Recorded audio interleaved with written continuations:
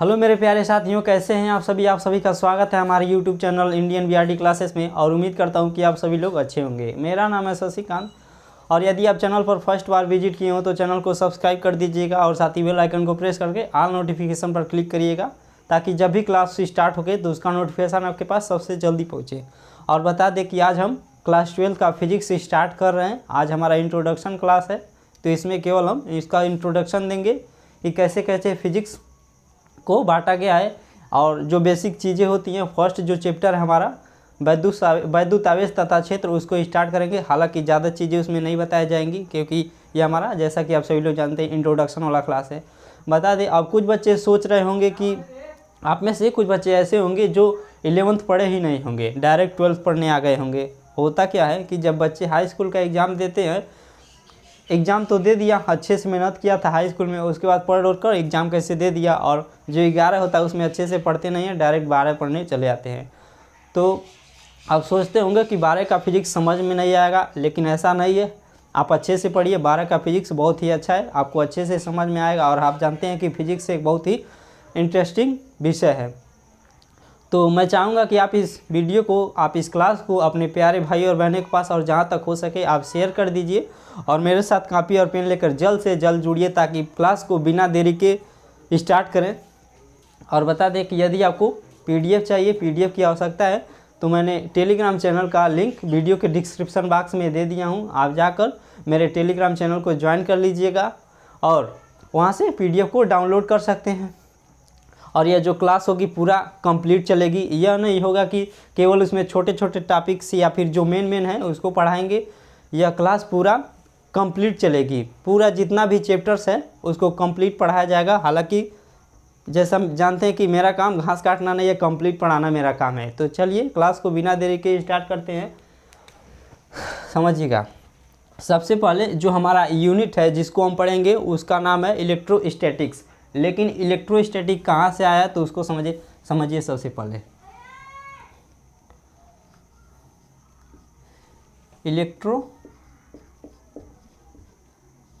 Magnetism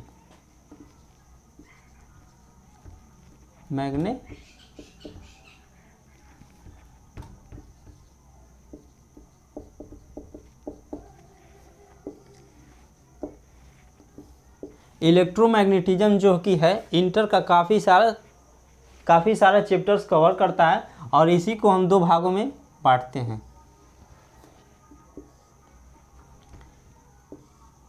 एक होता है इलेक्ट्रोस्टैटिक्स।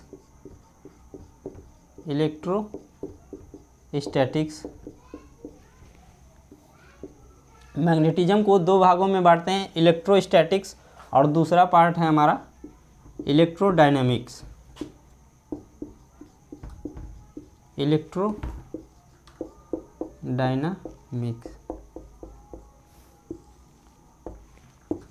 और आज हम जो यूनिट स्टार्ट कर रहे हैं उसका नाम है इलेक्ट्रोस्टैटिक्स।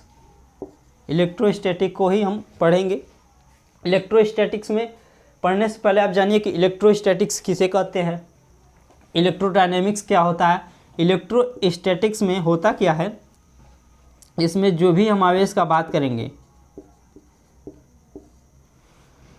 आवेश हमारा विराम अवस्था में होगा, विराम में होगा। इसका हिंदी रूपांतरण क्या होता है, स्थिर वैद्युतिकी।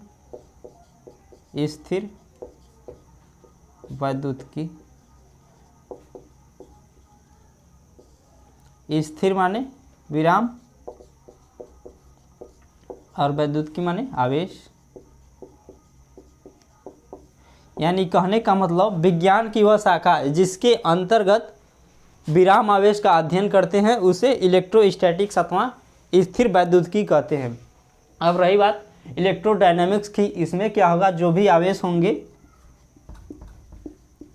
गतिमान होगा।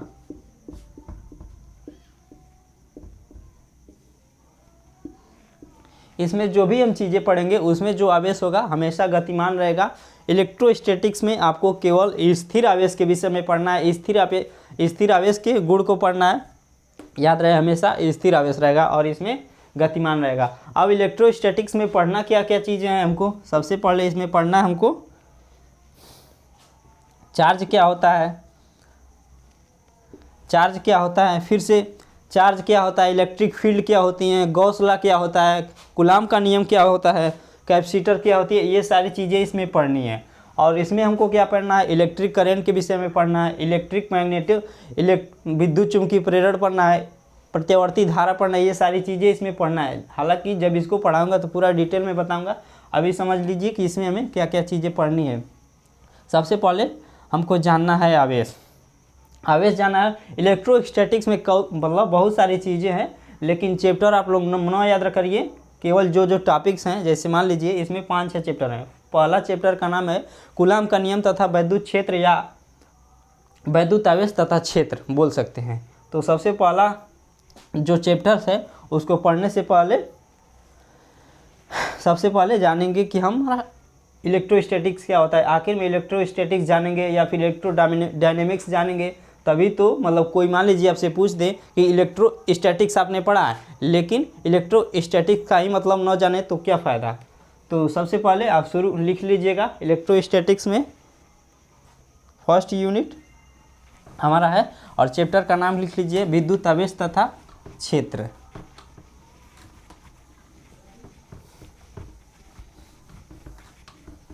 विद्युत आवेश तथा क्षेत्र।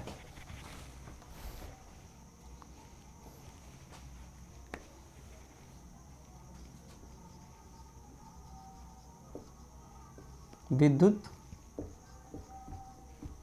आवेश तथा क्षेत्र।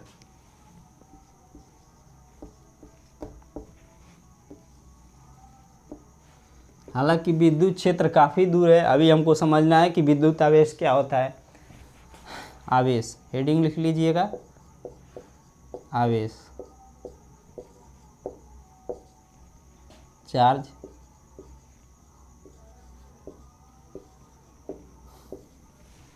कि आखिर में आवेश होता क्या है। देखिए, आवेश के विषय में बहुत सारे जो भी साइंटिस्ट हैं उन्होंने अपना अपना मत दिया है कि आवेश ऐसे होता है वैसे होता है। समझिए, सबसे पहले क्या था कि लगभग 2500 से 2600 साल पहले एक यूनान के दार्शनिक थे जिनका नाम था थेल्स। थेल्स नाम था उनका, थेल्स। सबसे पहले उन्होंने आवेश के विषय में मत दिया। उन्होंने क्या किया कि एक अंबर का कोई पदार्थ लिया, उसको क्या किया कि रेशम से रगड़ा, और रगड़ने के उपरांत देखा कि एक समय के बाद जो हमारा पदार्थ था वह छोटे छोटे टुकड़ों, कागज़ के टुकड़ों तथा तिनकों को आकर्षित करने लगता है। लेकिन जब यह बात उन्होंने लोगों में बताया तो कोई भी मतलब किसी ने इनकी बातों पर ध्यान नहीं दिया। आगे चलकर 2000 साल के बाद लगभग 1600 ईस्वी में एक साइंटिस्ट आए जिनका नाम था डॉक्टर गिलबर्ट। अमेरिका के, इंग्लैंड के रहने वाले थे डॉक्टर गिलबर्ट, लिख लीजिएगा डॉक्टर गिलबर्ट। 1600 ईस्वी में इन्होंने बताया कि इन्होंने प्रयोगों के आधार पर बताया कि जो थेल्स बातें कर रहे थे कि रेशम के टुकड़े पर, रेशम से यदि आप अंबर के पदार्थ को लेकर रगड़ेंगे तो आवेशित हो जाएगा, यानी उसमें एक गुण उत्पन्न हो जाएगा जिससे वह छोटे छोटे टुकड़ों को आकर्षित करने लगता है। यह बात उन्होंने उनकी बातों पर ध्यान दिया और कहा कि कहीं ना कहीं ये बातें सत्य हैं। इन्होंने फिर आगे चलकर यह नियम दिया कि केवल अंबर का ही नहीं बल्कि आबनूस का पेड़ ले लें, आबनूस का पदार्थ भी ले लें। आबनूस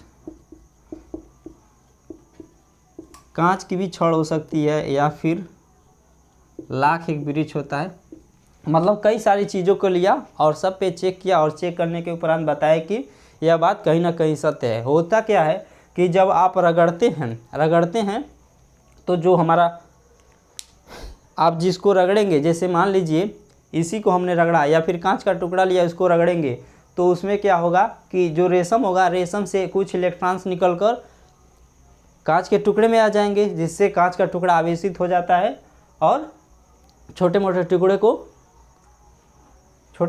को अपने ओर आकर्षित करने लगता है।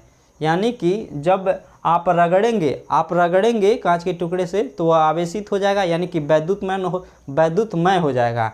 उसको बोलते हैं, जब आवेशित हो जाता है तो उस पदार्थ को बोलते हैं कि वैद्युतमय हो गया, उसमें आवेश का गुण उत्पन्न हो जा रहा है।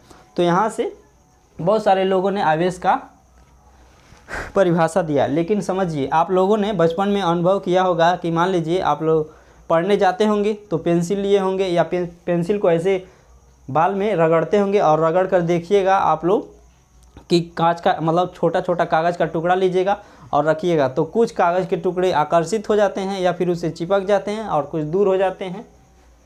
जैसे मान लीजिए कागज़ का टुकड़ा है आप लोग, और कंघी ले ली, आप कंघी भी ले लीजिए, कंघी को आप रगड़ेंगे बाल में, बाल और झाड़ लीजिएगा, उसके बाद देखिएगा रखेंगे तो कुछ टुकड़े चिपक जाएंगे और कुछ दूर चले जाएंगे। तो यहाँ से आवेश का परिभाषा क्या निकला कि आवेश किसी पदार्थ का वह गुण होता है जिसके कारण वह किसी अन्य वस्तु को अपनी ओर आकर्षित करता है, आवेश कहलाता है। परिभाषा लिख लीजिए, परिभाषा डिफिनेशन इसकी क्या हो जाएगी,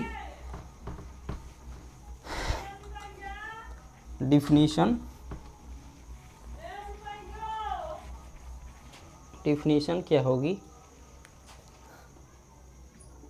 आवेश किसी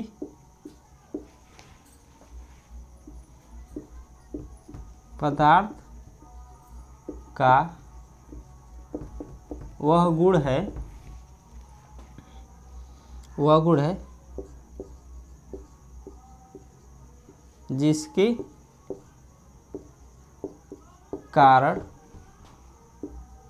वह वस्तु किसी अन्य वस्तु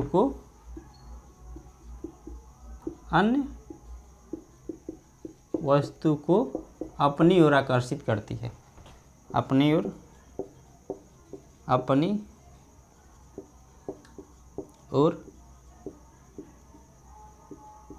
आकर्षित करती है।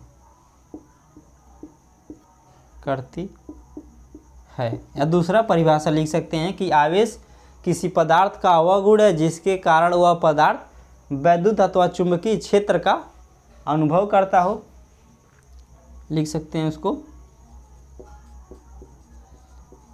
आवेश किसी पदार्थ का वह गुण है जिसके कारण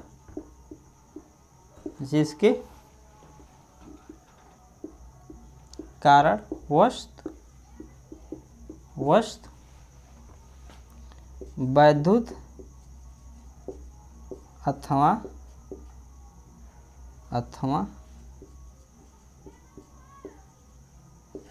चुंबकीय प्रभाव अनुभव करता है। नोट कर लीजिएगा आप लोग इसको कि आवेश किसी पदार्थ का वह गुण है जिसके कारण वह वस्तु किसी अन्य वस्तुओं को अपनी ओर आकर्षित करता है अथवा प्रतिकर्षित करता है। या फिर दूसरी परिभाषा लिख सकते हैं कि आवेश किसी पदार्थ का वह गुण है जिसके कारण वह वस्तु वैद्युत अथवा चुंबकीय क्षेत्र का चुंबकीय प्रभाव का अनुभव करता है। इसे Q से रिप्रेजेंट करते हैं, आगे लिखिएगा, इसे Q से दर्शाते हैं।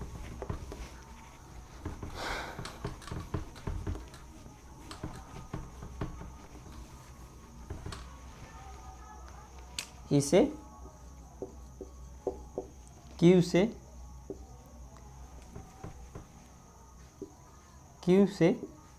दर्शाते हैं।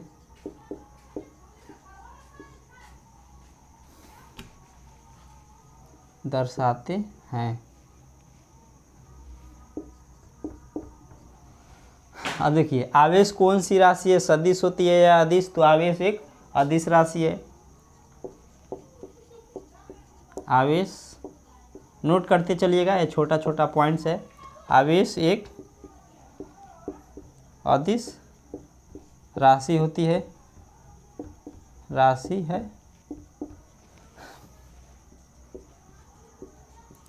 आवेश एक व्युत्पन्न राशि है,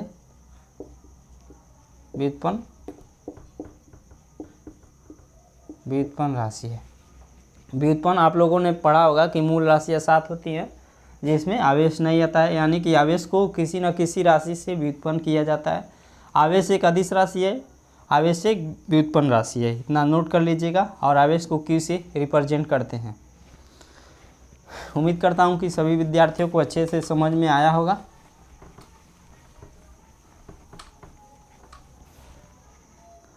अब समझिए कि आवेश का इतना बातों तो आप लोग समझ गए होंगे। अब लिख लीजिएगा,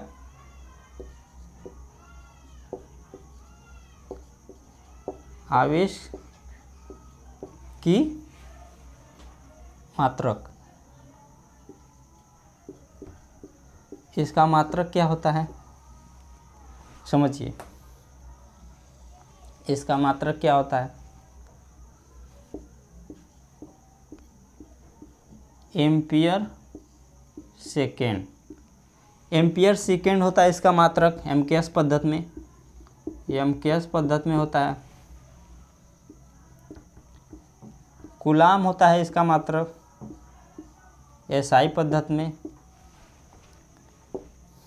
इसके बाद हमारा क्या मात्रक होता है? Electrostatic unit.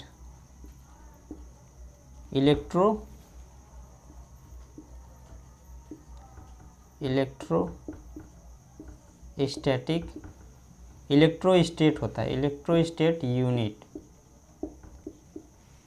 और फिर क्या होता है? फ्रैंकलिन होता है,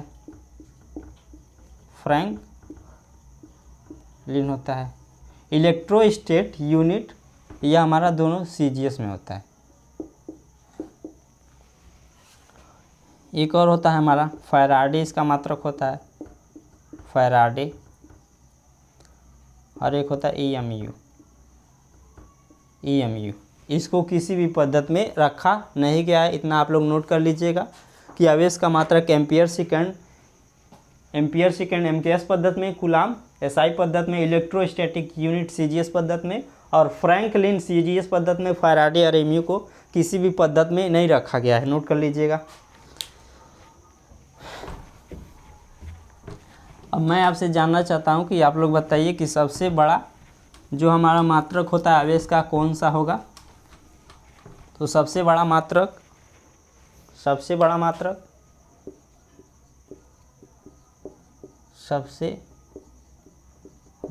मात्रक हमारा फैराडे होता है। फैराडे, एक फैराडे बराबर कितना होगा?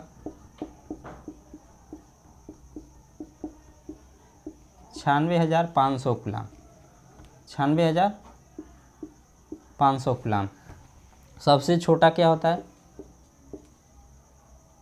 सबसे छोटा इलेक्ट्रोस्टैटिक यूनिट। इलेक्ट्रोस्टेट यूनिट हमारा सबसे छोटा मात्रक होता है। आप लोग नोट कर लीजिएगा, इलेक्ट्रोस्टैटिक यूनिट।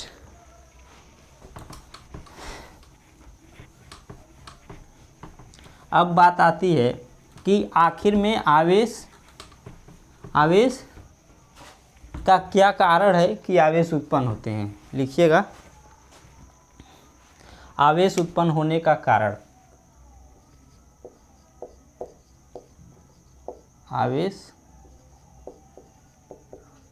उत्पन्न होने का कारण कि आखिर में आवेश कैसे उत्पन्न होता है समझिएगा। जैसे मान लीजिए कोई भी पदार्थ होता है, आप लोग जानते हैं कि वह सबसे पहले मान लीजिए कोई वस्तु है, वस्तु किससे मिलकर बना होता है? पदार्थ से। पदार्थ किससे मिलकर बना होता है? अणु से। अणु किससे मिलकर बना होता है? परमाणु से।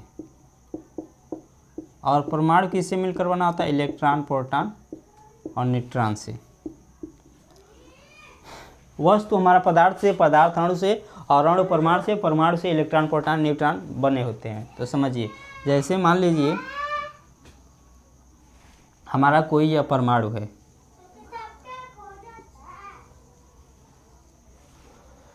यह हमारा कोई परमाणु है, और सब आप लोग जानते होंगे कि परमाणु के बीच वाला जो भाग होता है नाभिक होता है।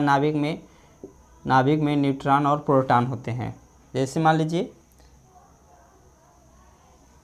यहाँ भी कोई परमाणु है, नाभिक है, नाभिक में न्यूट्रॉन और प्रोटॉन होंगे, और इस नाभिक के चारों ओर कक्षाएं होंगी।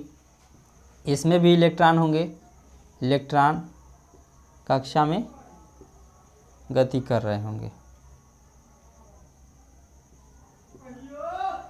समझिएगा। तो आखिर में कैसे, मान लीजिए यह हमारा आवेशित है, हमारा यह आवेशित है और यह हमारा न्यूट्रल है। तो आवेश कैसे उत्पन्न होगा? इसमें हमें आवेश उत्पन्न कराना हो तो कैसे यह उत्पन्न होगा समझिए। जैसे मान लीजिए कोई लड़का हो, अगर वह शांति से विचार विमर्श कर रहा है, यानी कि वह एकदम किसी भी प्रकार का उस पर कोई टेंशन नहीं, अच्छे से कुछ बातों को सोच रहा है, और कोई जाए उसको और बिना पूछे एक चाटा मार दे, तो क्या होगा? वह भी गुस्से में हो जाएगा, नाराज़ हो जाएगा, हो सकता है वह भी उठ कर 2 चाटा मार दे उसको, यानी कि आवेशित हो जाएगा। तो समझिए आवेशित कैसे होता है। जैसे मान लीजिए यहाँ पर हमारा ये परमाणु है और ये भी परमाणु है। जब इस परमाणु को हम लेके रगड़ेंगे, ऐसे मान लीजिए रगड़ रहे हैं, लेकर आपस में रगड़ रहे हैं, तो रगड़ेंगे तो क्या होगा कि आप लोगों ने कुछ मेहनत किया, मेहनत करेंगे और जहाँ पर रगड़ेंगे वहाँ पर ऊष्मा का अनुभव होगा। जो काइनेटिक एनर्जी है वही थर्मल एनर्जी में कन्वर्ट हो जाएगी, चेंज हो जाएगी। तो हो सकता है इलेक्ट्रॉन इसमें से निकल कर इसमें चले आए। जैसे मान लीजिए रगड़ेंगे तो जो इलेक्ट्रॉन होगा, इलेक्ट्रॉनों को ऊर्जा मिलेगी, उसमें ऊर्जा मिलेगी, हालांकि जो काइनेटिक एनर्जी है वही चेंज होगा, तो इलेक्ट्रॉनों को ऊर्जा मिलेगी। तो हो सकता है कि यहाँ से इलेक्ट्रॉन निकल कर इस पर आ गए, यहाँ से इलेक्ट्रॉन निकल कर इसमें भी आ जाएंगे, इलेक्ट्रॉन इसमें निकल कर आ जाएंगे। तो यहाँ पर क्या होगा? तो यहाँ पर क्या हो जाएगा? ये धनावेशित हो जाएगा। जब इलेक्ट्रॉन इसमें से निकल कर चले जाएंगे इसमें, तो यही हमारा क्या होगा? आवेश उत्पन्न हो जाएगा। नहीं समझे? फिर से समझिए। जैसे मान लीजिए इस समय हमारा ये वाला एकदम न्यूट्रल में है, इस पर कोई चार्जेस नहीं है, इस पर चार्जेस हैं, मतलब इस पर भी कोई चार्ज नहीं है। लेकिन जैसे ही मान लीजिए इन दोनों को हम रगड़ेंगे तो क्या होगा कि जो हमारा काइनेटिक एनर्जी होगा वही थर्मल एनर्जी में कन्वर्ट होगा, यानी कि जो इलेक्ट्रॉन्स होंगे उनको ऊर्जा मिलेगी। और जब उल्टा ऊर्जा मिलेगी, मान लीजिए भाई किसी के पास पैसा रहता है तो वह चैन से नहीं रहता है, ज़रूर न ज़रूर कुछ न कुछ करते रहता है। ठीक उसी प्रकार से जब इलेक्ट्रॉनों की ऊर्जा मिल जाएगी, इलेक्ट्रॉनों को ऊर्जा मिल जाएगी, तो क्या होगा कि इसमें से कुछ इलेक्ट्रॉन इसमें चले जाएंगे। जब इसमें से इलेक्ट्रॉन इसमें चले जाएंगे, यानी कि इसमें इलेक्ट्रॉनों की कमी हो रही है। जब कमी होगी तो यह, यानी कि इलेक्ट्रॉनों की संख्या कम हो जाएगी, तो यानी कि यह धनावेशित हो जाएगा और यह ऋणावेशित हो जाएगा। इस पर नेगेटिव चार्ज हो जाएंगे, नेगेटिव चार्ज हो जाएंगे, यानी कि यह भी धनावेशित हो जाएगा, यह भी धनावेशित हो जाएगा। उम्मीद करता हूँ कि सभी विद्यार्थियों को अच्छे से समझ में आया होगा कि आखिर में आवेश कैसे उत्पन्न होता है। उम्मीद करता हूँ कि क्लियर हो चुका होगा। इसको ऐसे लैंग्वेज में लिखना है कि कोई हम 2 परमाणु लेंगे और दोनों परमाणु एक न्यूट्रल अवस्था में होंगे। जब उन दोनों परमाणुओं को क्या होगा कि रगड़ेंगे तो उसमें जो काइनेटिक एनर्जी होगी उनसे इलेक्ट्रॉनों को ऊर्जा मिलेगी, और वे इलेक्ट्रॉन अपनी कक्षा को छोड़कर दूसरे परमाणु में, मतलब दूसरे परमाणु में प्रवेश कर जाएंगे, यानी कि यहाँ से इलेक्ट्रॉन निकल जाएंगे, यहाँ से इलेक्ट्रॉन निकलकर इसमें चले जाएंगे। तो इस प्रकार से जो छोड़ेंगे, अपनी कक्षाओं को छोड़ेंगे, तो वह वहाँ पर धनावेशों की संख्या बढ़ जाएगी, यानी कि यह भी परमाणु हमारा आवेशित हो जाएगा, यह भी हमारा आवेशित हो जाएगा। एक लाइन में कह सकते हैं कि इलेक्ट्रॉनों की अधिकता के कारण अथवा कमी के कारण जो होता है हमारा परमाणु आवेशित होता है। देखिए ना, यहाँ से इलेक्ट्रॉन हम निकाल रहे हैं, तभी तो आवेशित हो रहा है, या फिर इलेक्ट्रॉन इसमें जाकर प्रवेश कर रहे हैं, यानी कि इलेक्ट्रॉनों की संख्या इसमें बढ़ रही है। इलेक्ट्रॉनों की अधिकता हो या कमी हो तभी हमारा आवेश उत्पन्न होगा। शुरू में क्या होता है कि इलेक्ट्रॉन और प्रोटॉन की संख्या आपस में बराबर होती है। जैसे मान लीजिए H2 है तो शुरू में क्या होगा, H2O में जैसे मान लीजिए H2 है तो शुरू में क्या होता है, एक प्रोटॉन होगा और एक इलेक्ट्रॉन होगा, एक इलेक्ट्रॉन। जैसे मान लीजिए सोडियम ले लिए तो इसमें 11 प्रोटॉन और 11 इलेक्ट्रॉन शुरू में होंगे। लेकिन जब आवेशित हो जाते हैं, आवेशित यदि कोई धनावेशित होगा, इसका मतलब क्या है कि उसमें इलेक्ट्रॉनों की कमी है प्रोटॉनों की संख्या की तुलना में, प्रोटॉनों की संख्या अधिक होगी। या फिर कोई कण, कोई परमाणु ऋणावेशित है तो इसका मतलब यह है कि उसमें इलेक्ट्रॉनों की संख्या कहीं प्रोटॉनों की संख्या से अधिक है, इसका मतलब ये हुआ। उम्मीद करता हूँ कि सभी विद्यार्थियों को अच्छे से समझ में आया होगा आवेश उत्पन्न होने का कारण।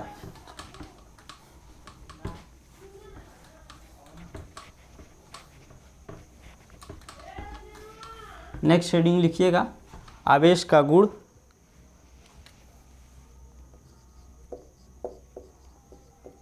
आवेश का गुण कि आवेश में कौन कौन सा गुण पाया जाता है। सबसे पहले समझिए कि आवेश में, जैसे मान लीजिए, सबसे पहले लिखिए आवेश बिना द्रव्यमान का नहीं होगा, नहीं होगा। दूसरा, द्रव्यमान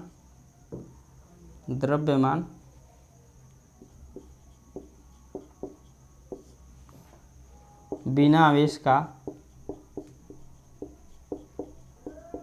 आवेश का हो सकता है, हो सकता है। समझिए, जैसे मान लीजिए कोई हम परमाणु लें तो शुरुआत में इलेक्ट्रॉनों और प्रोटॉनों की संख्या बराबर ही होगी ही। इस पर कोई चार्जेस नहीं है, कोई चार्जेस नहीं है तो कोई चार्ज नहीं है, लेकिन भाई कुछ तो कुछ द्रव्यमान तो होगा ही। वही कह रहा हूँ कि यदि आवेश बिना द्रव्यमान नहीं होगा, आवेश बिना द्रव्यमान का नहीं होगा, लेकिन द्रव्यमान बिना आवेश का होगा। देखिए, मान लीजिए इस पर कोई आवेश नहीं है, फिर भी इसका कुछ न कुछ द्रव्यमान होगा, लेकिन आवेश कब होगा, बिना द्रव्यमान के आवेश नहीं होगा। और दूसरा हेडिंग है हमारा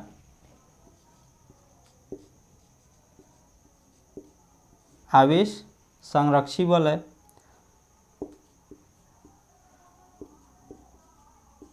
संरक्षी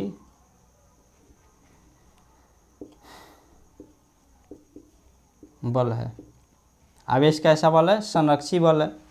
संरक्षी का मतलब यह होता है कि आवेश को न तो उत्पन्न किया जा सकता है और न ही विनाश किया जा सकता है। इसका केवल एक रूप से दूसरे रूप में परिवर्तित किया जा सकता है। आगे एक हेडिंग लिखवाएंगे आवेश का संरक्षण नियम, जिसमें उसमें काफ़ी डिटेल से बताएंगे। आप लोग याद रखिए, आवेश एक संरक्षी बल होता है। आप समझिए, जैसे मान लीजिए आइंस्टीन ने एक नियम दिया था, m बराबर m0/√1 माइनस v²/c²। m बराबर m0/√1 माइनस v²/c²। ये क्या था, रेस्ट मास।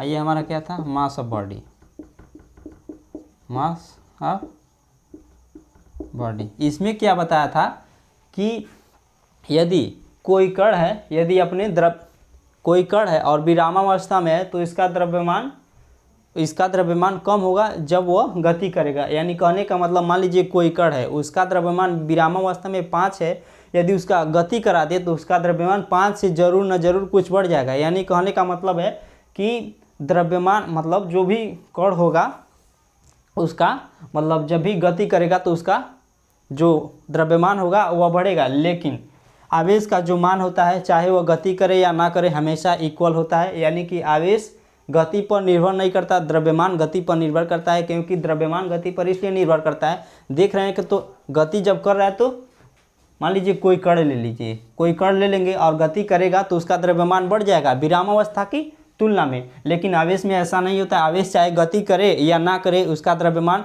जितना शुरू में होगा उतना लास्ट में होगा। यानी कि आवेश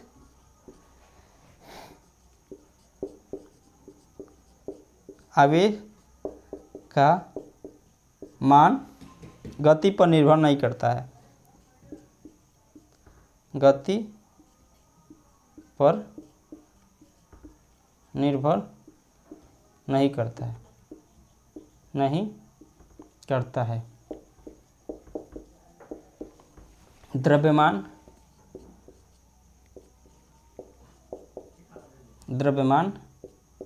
गति पर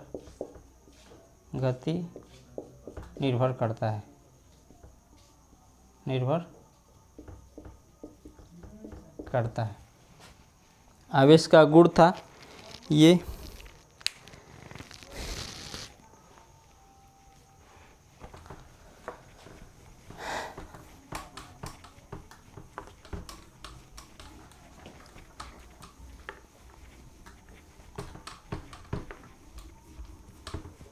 आवेश का गुण 3-4 पढ़ लिए।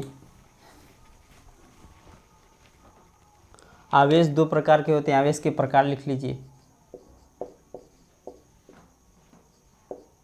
आवेश का प्रकार, इसको पहले पढ़ाना चाहिए था कि आवेश उत्पन्न होने के कारण और उसके बाद आवेश का प्रकार, लेकिन चलिए अभी पढ़ लीजिए, कोई बात नहीं है।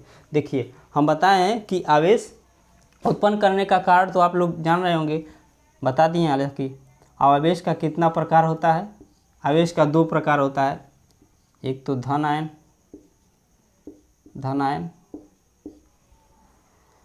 और दूसरा ऋण आयन।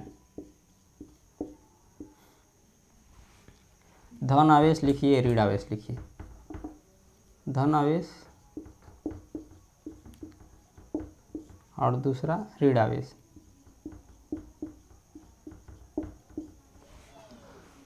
धन आवेश में क्या होगा? धन आवेश में प्लस इलेक्ट्रॉन। धन आवेश में क्या होता है? हमारा इलेक्ट्रॉन निकल कर जाता है, यानी कि इलेक्ट्रॉन का निकलना, इलेक्ट्रॉन का निकलना। इलेक्ट्रॉन का निकलना। और इसमें क्या होगा? ऋण आवेश में इलेक्ट्रॉन का प्रवेश करना, इलेक्ट्रॉन का प्रवेश करना। यानी कि कोई भी पदार्थ धन आवेशित कैसे होगा? जब उससे इलेक्ट्रॉन निकल जाएंगे तभी प्रोटॉनों की संख्या अधिक होगी, यानी कि उस पर धनावेश होगा। और ऋण आवेश यानी कि कोई मैटर है, कोई पदार्थ है, उसमें इलेक्ट्रॉन प्रवेश करेंगे, यानी कि इलेक्ट्रॉनों की अधिकता होगी, तब जाकर वहाँ पर इलेक्ट्रॉनों की अधिकता होगी। इलेक्ट्रॉनों की अधिकता होगी तब जाकर उस पर ऋण आवेश उत्पन्न होता है। समझिए। अब देखिए, 2 समान यदि ऋण धन आयन होते हैं, समान धनावेश, समान धन आवेश, 2 समान धनावेश के बीच क्या होगा? प्रतिकर्षण होगा। प्रतिकर्षण। और 2 विपरीत आवेश,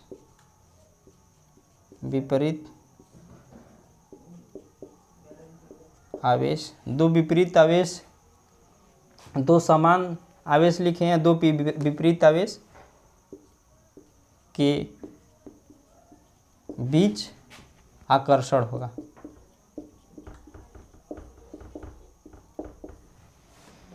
यानी कि प्लस क्यू के बीच में प्रतिकर्षण, माइनस क्यू के बीच में आकर्षण होगा। माइनस क्यू के बीच में प्रतिकर्षण, माइनस क्यू प्लस क्यू।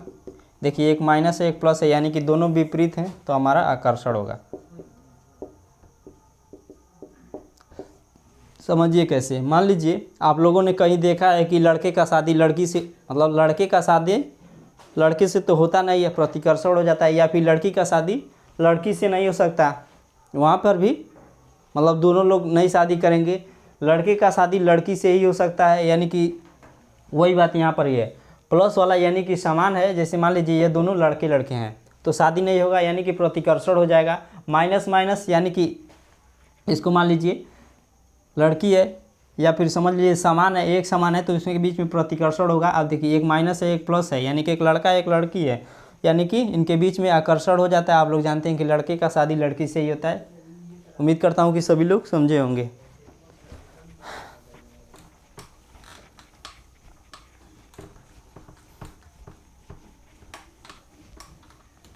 अब नेक्स्ट हेडिंग लिखिए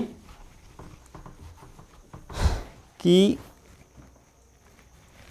आवेश का गुण हो गया, उत्पन्न होने का कारण हो गया, आवेश का संरक्षण नियम।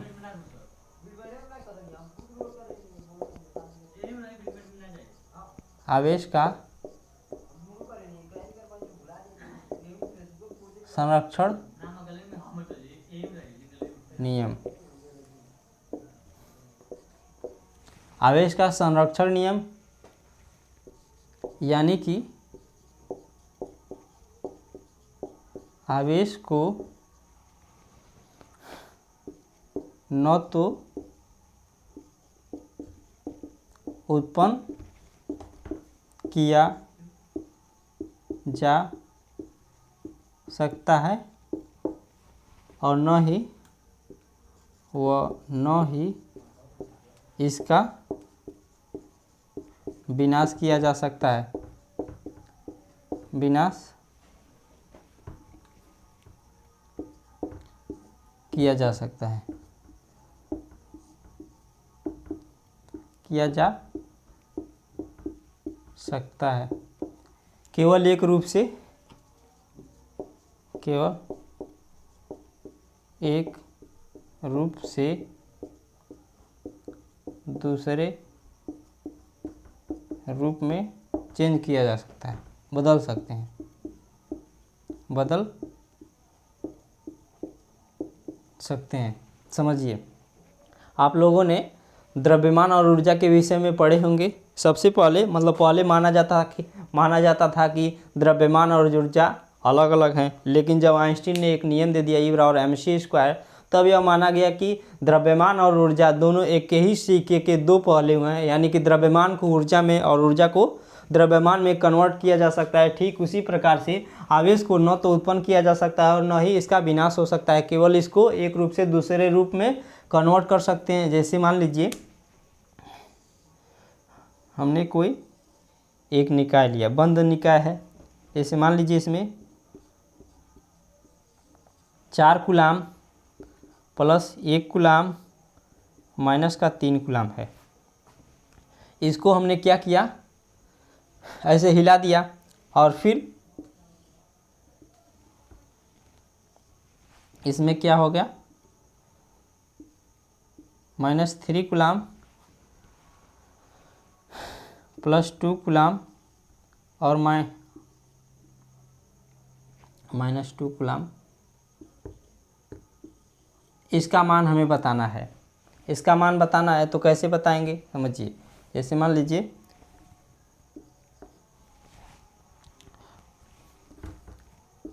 Q1 plus Q2 plus Q3 होगा और इसका मान Q1 dash plus Q2 dash plus Q3 dash. जैसे मान लीजिए जो कूलाम है उसको न तो, जो आवेश है न तो उसको उत्पन्न किया जा सकता है और न ही नष्ट किया जा सकता है, केवल उसको एक रूप से दूसरे रूप में कन्वर्ट कर सकते हैं, यानी कि इसका मान बराबर होना चाहिए। इसको हिलाने के बाद ये बना है तो इसका जो मान होगा इसके बराबर होना चाहिए। चलिए देखते हैं, प्लस का 4 और माइनस का प्लस का 1 माइनस का 3 कितना होगा, बराबर -3 प्लस का 2, यहाँ पर हमें प्लस का Q कितना होगा, देखिए 4 और 1 मिलकर 5, 5 माइनस से 1 करेंगे तो 2 हो जाएगा। अब बराबर यहाँ पर कितना होगा, -1 बराबर Q। देखिए -1 को आप इधर करेंगे तो कितना होगा, -1 बराबर Q का मान आ गया -1। -1 देखिए कितना हो रहा है, 4 और 1 5, 4 और 1 मिलकर 5, 5 माइनस 1 करेंगे तो हमारा 2 होगा। अब देखिए 5 3 है और 3 एक 4, 3 और 1 मिलकर मतलब 2 और 1 3 और माइनस का 3, यहाँ पर 0 आ जा रहा है, 0 आ रहा है। इसको चेंज कर लीजिए थोड़ा सा, जैसे मान लीजिए दूसरा कोई 413 ले लीजिए, 413 इसमें है और दूसरा एक इसको 2 कर लीजिए, माइनस का 2, प्लस का 1 माइनस का 2 और यहाँ पर माइनस का 2।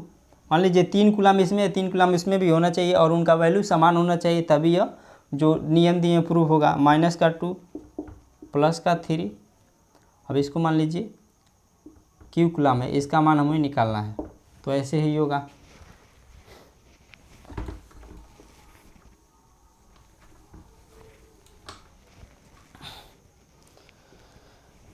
प्लस का 4 माइनस प्लस का 1 माइनस का 2, जैसे प्लस का 4 प्लस का 1, 4 ही लिखिए, प्लस लगाना ज़रूरी नहीं है, प्लस का 1 और इसमें माइनस का 2, आर इक्वल टू माइनस का 2 प्लस का 3 प्लस का क्यू। अब देखिए -2 से -2 कैंसिल हो जाएगा, इसको मिलकर मतलब 3 इधर आएगा तो माइनस का 2 होगा, क्यू का मान निकल गया माइनस का 2। यहाँ पर क्यू का मान हमारा माइनस का 2 आ रहा है, माइनस का 2, माइनस माइनस 4 और एक प्लस 3 यानी कि -1 आ रहा है। और देखिए 4 और एक 5 माइनस का 2, वैल्यू चेंज हो रही है लेकिन असल में चेंज नहीं होता है। आवेश का मान न तो उत्पन्न किया जा सकता है और न ही इसका विनाश होता है, केवल एक रूप से दूसरे रूप में कन्वर्ट कर सकते हैं। आप लोग इसको कैलकुलेशन करिएगा, एक वैल्यू आना चाहिए तभी हमारा यह नियम प्रूव करेगा। जैसे मान लीजिए ये उदाहरण न लेकर हम कोई दूसरा उदाहरण ले रहे हैं, जैसे मान लीजिए मैग्नीशियम है, मैग्नीशियम पे +2 चार्ज प्लस SO4 माइनस का 2, जब इसको मिलाते हैं तो कितना होता है MgSO4। शुरुआत में ये था, शुरुआत में ये रहता है, अब इसको तोड़ते हैं तो ये बन जाता है और इसको तोड़ते हैं तो ये बन जाता है। यानी कि कहने का मतलब है जब इसको तोड़ेंगे तो मैग्नीशियम और SO4 में कन्वर्ट हो जाएगा और जब इसको जोड़ देंगे तो MgSO4 वही बन जाएगा। यानी कि इसका मान तो सेम ही रहेगा, चाहे वह शुरू में हो या लास्ट में हो। तो वही बात है कि आवेश को न तो उत्पन्न कर सकते हैं और ना ही विनाश कर सकते हैं, केवल उसको एक रूप से दूसरे रूप में चेंज कर सकते हैं। यही आवेश का संरक्षण नियम है। अब लिखिएगा आवेश का क्वांटीकरण, आवेश का क्वांटीकरण।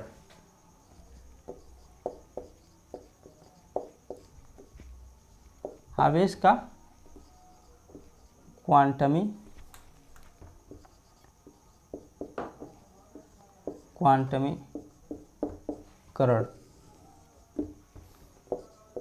यानी कि आवेश का क्वांटमीकरण का मतलब यह है कि आवेश को कैसे हम ले सकते हैं, कैसे दे सकते हैं।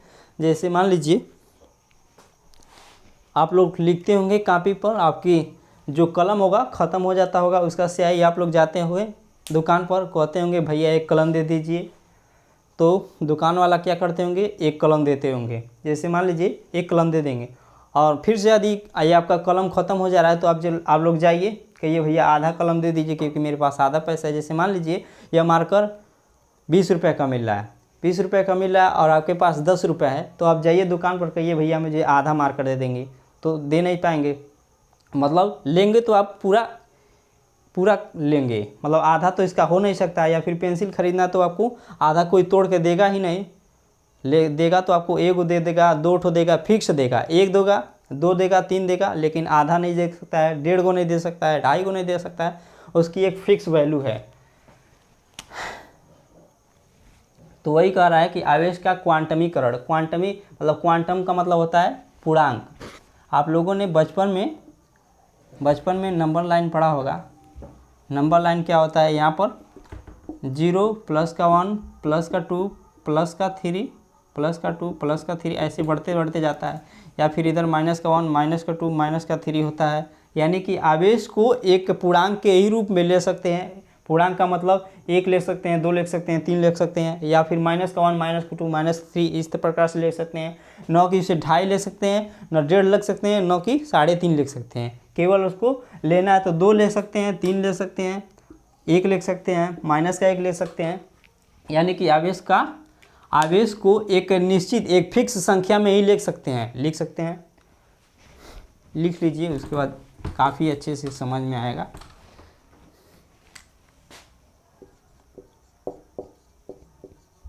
आवेश को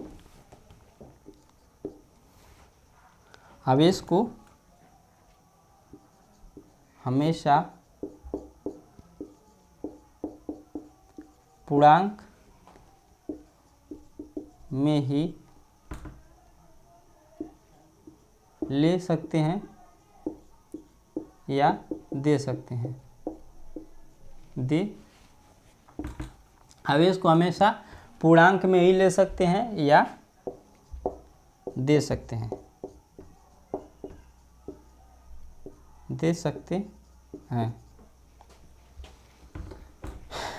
आवेश का क्वांटमीकरण कहलाता है। आवेश का क्वांटमीकरण कहलाता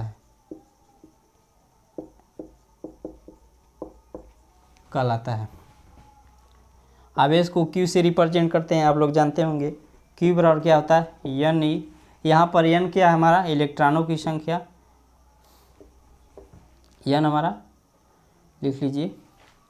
E बराबर आवेश, N बराबर इलेक्ट्रॉनों की संख्या, और Q बराबर इलेक्ट्रॉन पर आवेश। Q बराबर इलेक्ट्रॉन पर आवेश।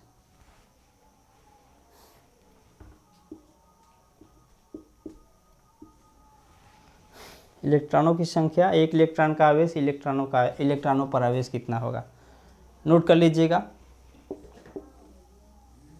यानी कि इस फार्मूले से हम निकाल सकते हैं कि किसी यहाँ पर Q जो है इलेक्ट्रॉनों पर आवेश है, N इलेक्ट्रॉनों की संख्या, और E हमारा आवेश है।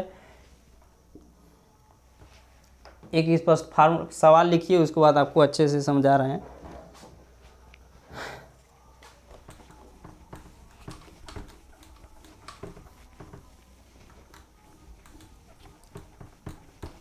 सवाल क्या है हमारा?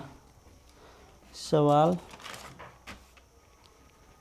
क्या किसी बॉडी को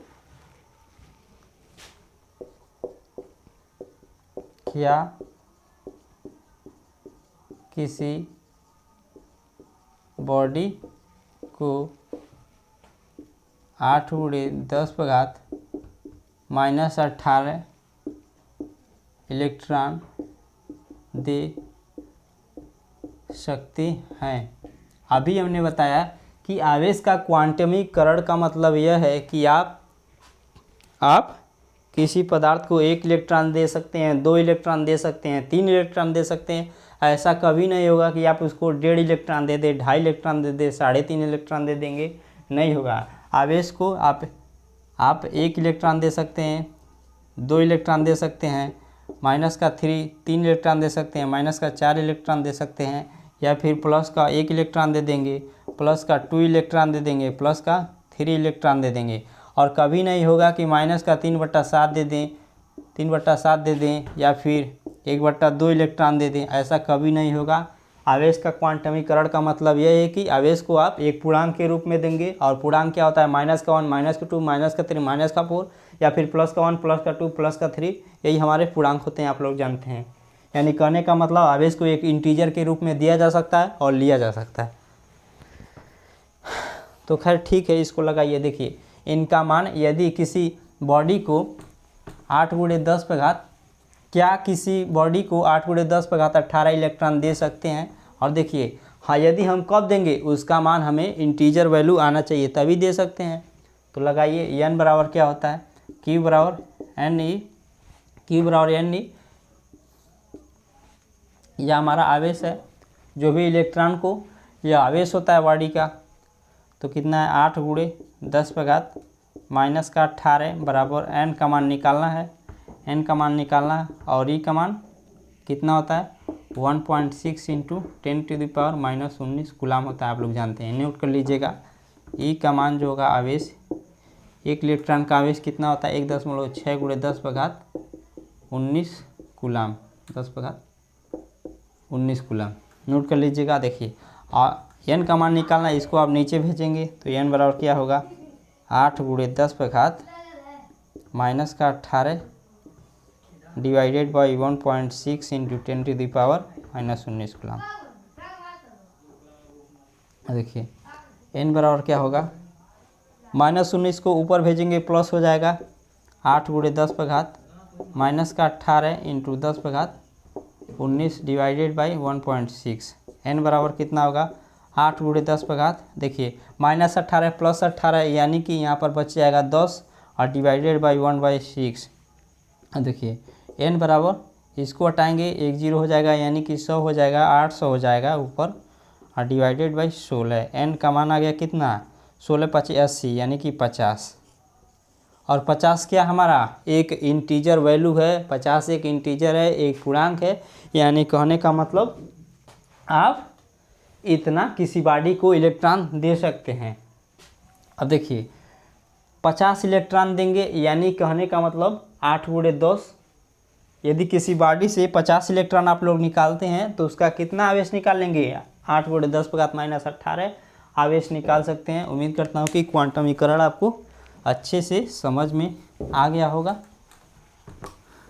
अब नेक्स्ट हेडिंग आता है कि आवेशन की प्रक्रिया, कि किसी भी पदार्थ को, किसी भी परमाणु को आवेश हम कैसे करते हैं। हालांकि वह एग्जाम में नहीं पूछता, फिर भी बता दे रहे हैं। आवेशन की प्रक्रिया, आवेशन की प्रक्रिया, आवेशन की प्रक्रिया। सबसे पहला विधि हमारा क्या है, घर्षण विधि, घर्षण द्वारा। हालांकि इसको बताए हैं, जैसे मान लीजिए 2 पार्टिकल ले लिए हम, 2 पार्टिकल ले लिए। शुरुआत में तो यह क्या होगा कि न्यूट्रल अवस्था में होंगे, इन पर कोई चार्जेस नहीं होगा। और जैसे इन दोनों पार्टिकल को लेके आप रगड़ेंगे तो हो सकता है कि जो हम ऊर्जा लगाते हैं रगड़ने में, वही ऊर्जा का प्रयोग करके जो इलेक्ट्रॉन्स होते हैं, मान लीजिए इलेक्ट्रॉन, प्रोटॉन सारे चीज़ होंगे। और मान लीजिए जब रगड़ेंगे तो हो सकता है यहाँ से इलेक्ट्रॉन निकल कर इसमें आ जाए, इसमें भी आ जाएंगे। जब इसमें आ जाएंगे तो यह हमारा यह हमारा इलेक्ट्रॉन इसमें से निकल कर जाएगा तो यह हमारा धनावेशित हो जाएगा, और इसमें यह हमारा ऋणावेशित हो जाएगा। तो घर्षण द्वारा यही है आवेशन की प्रक्रिया, कि किसी 2 पदार्थ को लेंगे, आप रगड़ेंगे तो जो काइनेटिक एनर्जी, जो हम गतिज ऊर्जा करेंगे उसका उपयोग, मतलब वो ऊर्जा इलेक्ट्रॉनों को मिलेगी और इलेक्ट्रॉन उसका उपयोग करके, उसी ऊर्जा का उपयोग करके, जैसे मान लीजिए किसी के अंदर यदि एनर्जी है तो क्या करता है कि वह एक दरी चैन से बैठता नहीं है। आप लोग जानते हैं कि हमेशा कुछ ना कुछ खुरपाती करते रहता है। उसी प्रकार से इलेक्ट्रॉनों को ऊर्जा मिल जाएगी और इलेक्ट्रॉन क्या होगा कि अपनी कक्षाओं को छोड़कर इसमें प्रवेश कर जाएगा। यानी कि इलेक्ट्रॉन जब इससे निकलेगा तो यानी कि इलेक्ट्रॉनों की संख्या में कमी हो जाएगी, कमी होगी तो हमारा जो प्रोटॉन होगा, प्रोटॉन की संख्या अधिक हो जाएगी, यानी कि वह धनावेशित हो जाएगा और इस प्रकार से यह हमारा ऋणावेशित हो जाएगा। ऋणावेशित का मतलब यह होता है कि उसमें इलेक्ट्रॉनों की संख्या अधिक हो जाती है, और धनावेशित का मतलब यह होता है कि उसमें से इलेक्ट्रॉन निकले तो उसमें प्रोटॉनों की संख्या अधिक हो जाएगी, यानी कि इलेक्ट्रॉनों की कमी एवं अधिकता के कारण आवेशन होता है। इस प्रकार से घर्षण द्वारा आवेशन किया जाता है। नेक्स्ट हेडिंग लिखिएगा, चालन द्वारा आवेशन, कि चालन द्वारा कैसे आवेशन होता है। चालन द्वारा आवेशन, जैसे मान लीजिए 2 हम पदार्थ लिए, 2 परमाणु, शुरुआत में तो यह न्यूट्रल्स होगा और इस पर कोई चार्जेस नहीं है, न्यूट्रल है। ये ऋणावेशित है और यह हमारा कोई चार्ज नहीं है, इस पर कोई। हेडिंग लिख लीजिएगा चालन द्वारा, पहले चालन द्वारा घर चालन द्वारा आवेशन। समझिए, जैसे मान लीजिए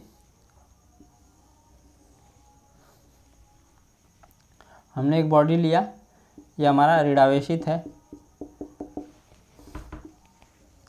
यह हमारा न्यूट्रल है, यानी कोई चार्ज नहीं है, कोई चार्ज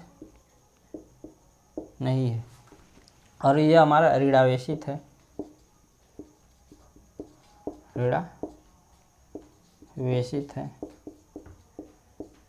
और चालन तो आप लोग सभी लोग जानते होंगे कि चालक क्या होता है। चालक वे पदार्थ होते हैं जिसमें विद्युत धारा आसानी से सुगमता से प्रवाहित की जा सकती है, और विद्युत रोधी क्या होता है कि जिसमें आसानी से विद्युत धारा प्रवाहित नहीं की जा सकती। लेकिन कुछ ऐसे पदार्थ हैं जिसमें अशुद्धियाँ मिला देने पर वह भी चालन का कार्य करने लगती है, जैसे जर्मेनियम हो गया, सिलिकॉन हो गया। उसमें वो हालांकि मतलब उसमें विद्युत धारा प्रवाहित नहीं किया जा सकता, लेकिन जब उसमें कुछ अशुद्धियाँ मिला दी जाती हैं तो अभी हमारा विद्युत धारा प्रवाहित होने लगती है, उसमें भी करंट फ्लो होने लगता है। जैसे मान लीजिए ये हमारा ऋणावेशित है, यह इस पर कोई चार्ज नहीं है, ये हमारा न्यूट्रल है। लेकिन जैसे ये ऋणावेशित कण है, आप इसको लेकर आएंगे, इसके समीप जब लेकर आएंगे सटा देंगे। जैसे मान लीजिए यहाँ पर गैप है, अब क्या करिए, इनको सटा दीजिए।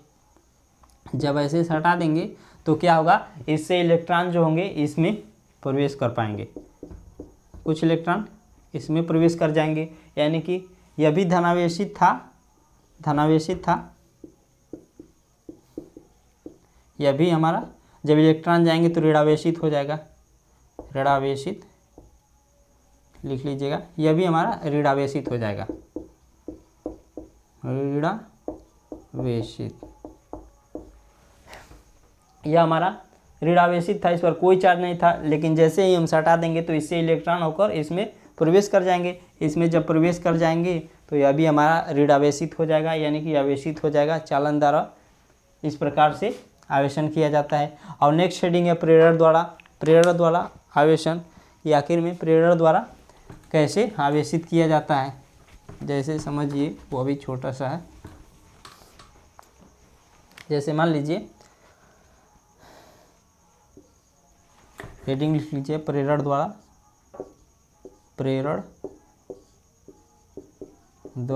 आवेशन। कि प्रेरण द्वारा आवेशन कैसे किया जाता है। जैसे मान लीजिए हमने कोई पदार्थ ले लिया, यह हमारा न्यूट्रल है, इसमें इलेक्ट्रॉन प्रोटॉन सारे चीज़ होंगे। हमने क्या किया, यहाँ पर एक परमाणु लिया जो कि ऋणावेशित है। अब ऋणावेशित है, जैसे इसके समीप लेकर जाएंगे तो इसमें क्या होगा कि जो भी धनावेशित कण होंगे इसके समीप आएंगे, और ऋणावेशित कण इधर चले जाएंगे, यानी कि इनका ध्रुवीकरण होगा, ऐसे बोलते हैं। हालांकि ध्रुवीकरण केमिस्ट्री में पढ़े थे, इसमें भी पढ़ना है आपको। देखिए, जैसे ही जो यह वाला इलेक्ट्रॉन्स होंगे, आप लोग जानते हैं कि इलेक्ट्रॉन और इलेक्ट्रॉन के बीच में प्रतिकर्षण होता है, तो ये वाले इलेक्ट्रॉन्स इसके इलेक्ट्रॉन को इधर भेज देंगे, और जो हमारा यह धनायन है उसको पकड़ कर रखेंगे। अब जैसे मान लीजिए, फिर से मान लीजिए कोई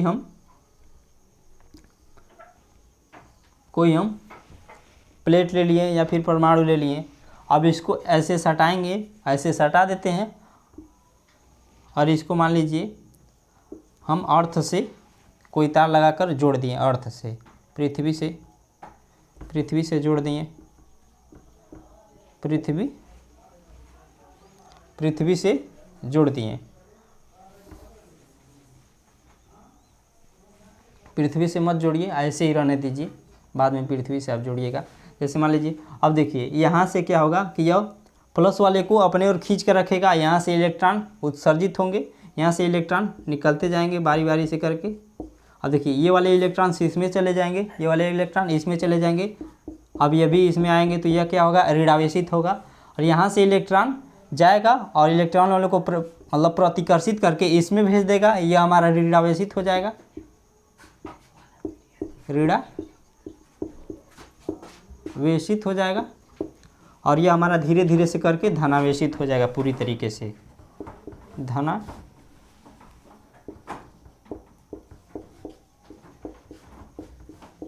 धनावेशित हो जाएगा। नहीं समझे तो फिर से समझिए। जैसे मान लीजिए आप प्लेट लिए, ऋण आवेशित कण को जब इस प्लेट के नीचे लेकर मतलब पास में लेकर आएंगे तो यह ऋण आवेशित है, ऋण वाले कणों को अपने ओर से प्रतिकर्षित करेगा और धन वाले कणों को अपनी ओर आकर्षित कर लेगा। आकर्षित करने के पश्चात मतलब पोलराइजेशन हो जाएगा उनका। और फिर समझिए जैसे मान लीजिए कोई दूसरा हम प्लेट लेकर आ गए, दूसरा प्लेट लेकर आएंगे तो यहाँ से जो इलेक्ट्रॉन होगा इसमें चला जाएगा और ये वाले जो इलेक्ट्रॉन्स होंगे इनको प्रतिकर्षित करके इस वाले इलेक्ट्रॉन को इसमें भेजेंगे और इसमें क्या होगा कि धीरे धीरे जो हमारा यह धनायन है उनकी संख्या बढ़ती जाएगी। तो एक समय ऐसा आएगा कि यह प्लेट पूरा धनावेशित हो जाएगा, यह प्लेट पूरा धनावेशित हो जाएगा और यह हमारा पूरा ऋणावेशित हो जाएगा, यानी कि दोनों प्लेट हमारे आवेशित हो जाएंगे। तो इसी को बोलते हैं कि प्रेरण द्वारा आवेशन। उम्मीद करता हूँ कि इसे आप सभी लोग समझे होंगे।